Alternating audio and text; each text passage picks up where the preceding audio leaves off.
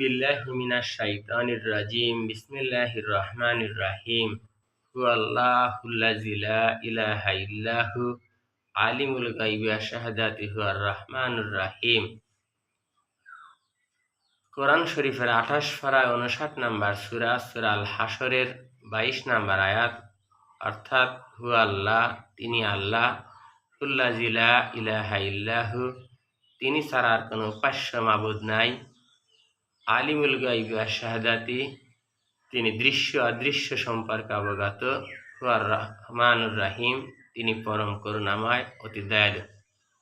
অর্থাৎ আমি আপনি কবে, কোথায়, কখন, কি উদ্দেশ্যে, কার জন্যে করতেছি সে সম্পর্কে আল্লাহ অবশ্যই অবগত।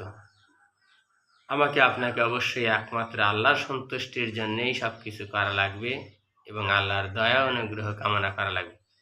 আল্লাহ পাক আমাকে আপনাকে আল্লাহকে রাজি খুশি করা, আল্লাহকে সন্তুষ্ট করার মাধ্যমেই দুনিয়া এবং আখিরাতে কামিয়াবি অর্থাৎ সাফল্য লাভ করা যায় সেই তৌফিক দান করুক।